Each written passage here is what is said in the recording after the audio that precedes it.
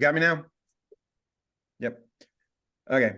Hey, Sam, having played Missouri State last year, does that assist in scouting and getting ready for A&M based on, some of Bobby Petrino's tendencies, I guess? It might a little bit more, obviously we watched it. It might, certainly the fourth down play and things like that, we've got to put in our mind.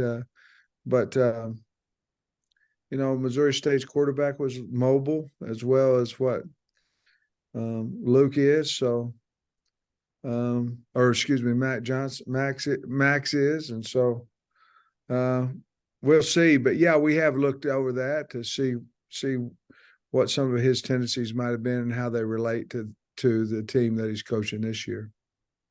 All right. We've seen Hud Clark in some green this week. What's his status? And maybe could you talk more broadly about how the safeties have played and how their importance in this game?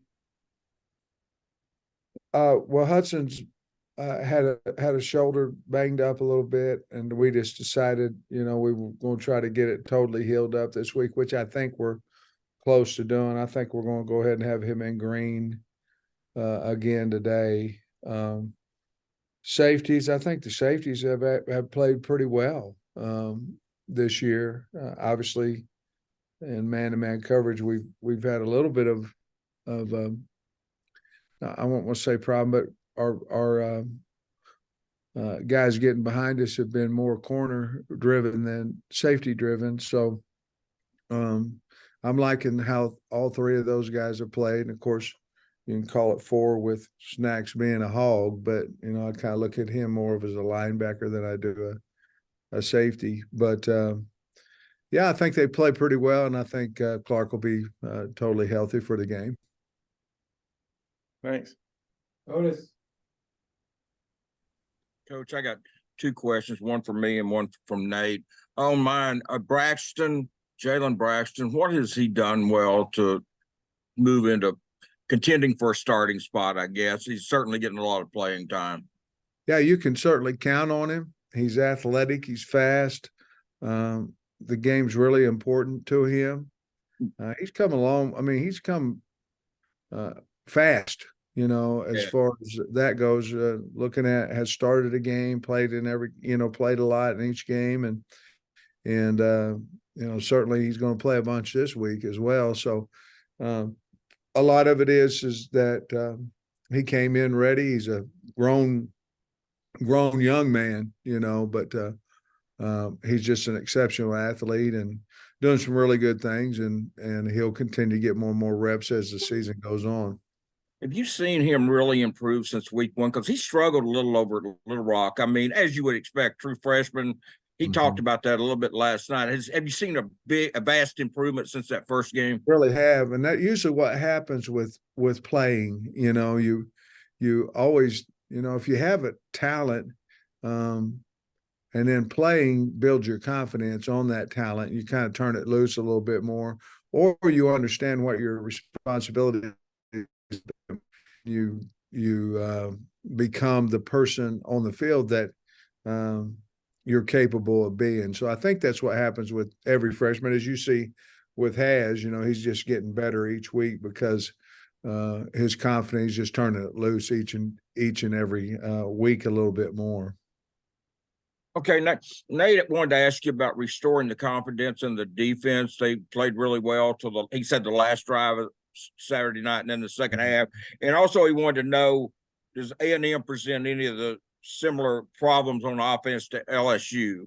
Absolutely. They obviously have Stewart and Ananias Smith, and I mean they're good, and so they have guys that can run by you. If they catch it, they're going to be hard to get on the ground. Certainly have a really good quarterback in Max Johnson. He started a lot of games in the SEC. So yes, some quite similar situations there because they have really good wideouts and a guy that can get it to them. Our defense, we played really well for almost a half, and then got beat a few times. The defense as a whole, if you look at the front and the linebackers played pretty well. We got beat in man coverage a few times and got beat in some zone coverage. That's got to get fixed. And I think if we do, I think we can put a full game together. And certainly that's what we're hoping happens this week. Thanks, Coach. Yeah, Sam, I've got another Isaiah Satania question, but more on special teams. On kickoffs, does he have like a set of rules whenever to follow? Like, hey, am I going to return this, fair catch it, or is it strictly kind of a feel thing for him? Well, he has a feel for, hang time and things of that nature. But going into each game, it changes a little bit. On how deep he'll set in the end zone, whether he's at the goal line, 2 yards deep, 3 yards deep, whatever. And then at that point, we're saying as long as your feel is good, your internal clock is good, then bring it out. We would like him to bring out everyone that he wants to for most of the time, unless the situation dictates something differently. We have not always felt that way. A lot of it's been because I was afraid we were going to get a penalty, on the return. But we've been this is probably as good of special teams as we've had since I've been here, and so a lot of it has to do with the punters, the kickers, and the returners. But I also think we're blocking better and things of that nature. So most of the games will go in. Well, all the games will go into a yard line that he stands on, and then give him the opportunity to bring it out if he feels like the time the ball's in the air, he can get it back to the 25 or better. And along those same lines, I mean, with a guy like him, you kind of live with it if he only gets to the 20 this time, but the next time he could get you to the 50 or something. Absolutely. And again, I haven't always felt that way. As a matter of fact, this is the first year I really feel like, if he takes off, you hold on, and see what happens. So, this year we've changed certainly. And to be honest with you, we saw it in practice because he, in the scrimmage, he took one back to the house, and that certainly helped our feelings about him, and of course the punt return. So yes. Bob.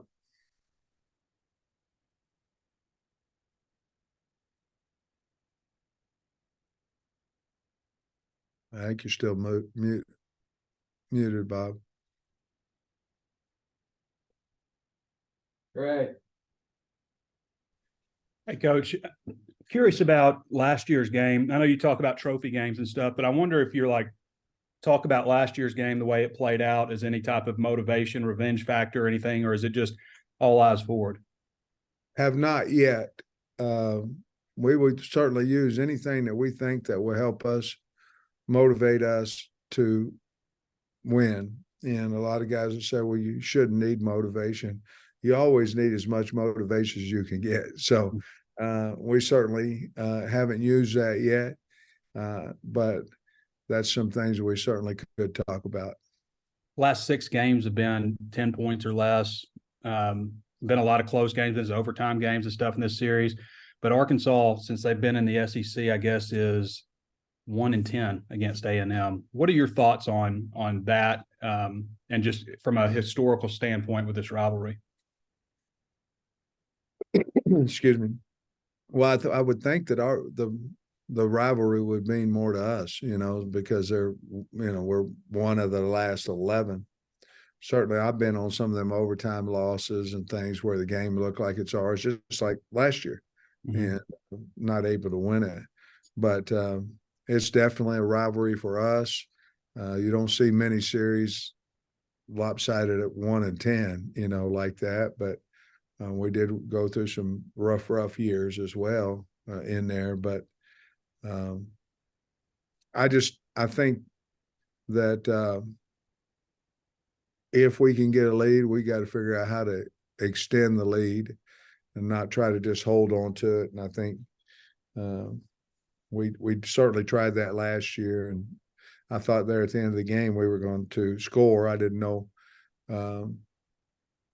what the time on the clock was going to be. As a matter of fact, I was worried about scoring too fast, but I did.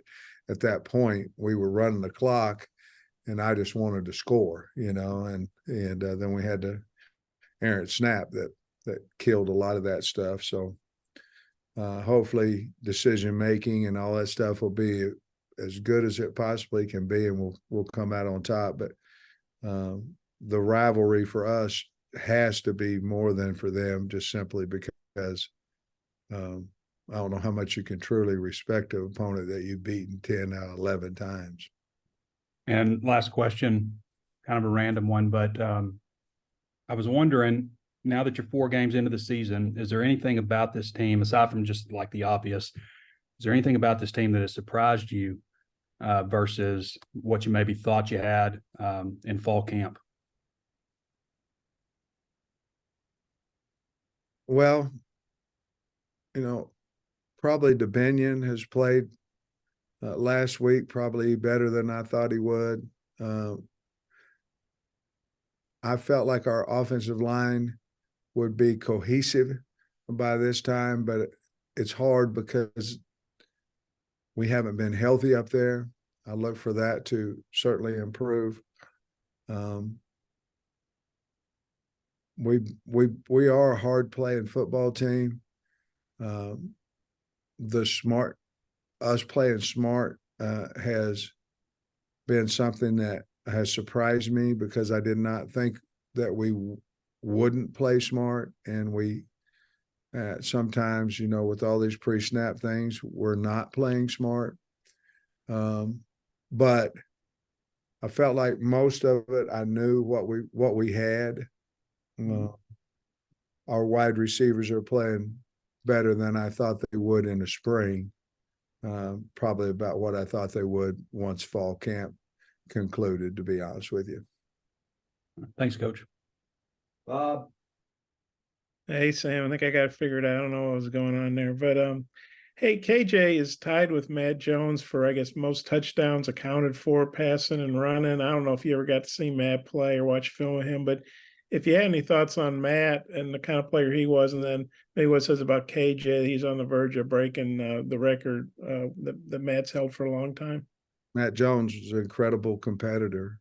I mean, that's what I remember about him, and gave you a chance to win. Sort of like KJ gives you a chance to win each and every week, and both of them were very strong, making things happen. Sometimes not out of nothing, but out of almost nothing, and making big plays. And KJ, to be able to have an opportunity to break that record shows how valuable and how important he is to our football team, and what kind of a competitor and athlete he is too. But both of them great leaders and great competitors from what I saw of him. Thanks. Jackson. Yeah, Sam, you mentioned last week that you had plans to give Devin Bale some reps at punter. Of course, he only punted it once. I'm just wondering if that plan is in place again, or if, maybe Max is, a success on special teams, he's going to handle the punting duties again. Jackson, that one there, I wouldn't be surprised if Devin, he punted extremely well yesterday too. I wouldn't be surprised if he gets his opportunities to go out there. I trust him. It depends, obviously depends on how Max is doing as well, but there may be a situation where we put him out there and he's awful good at putting the ball inside the 10 when we get in that field zone territory. So he can punt, and I wouldn't be surprised at all if he doesn't punt some for us tomorrow or on Saturday. Thank you, Sam. Daniel.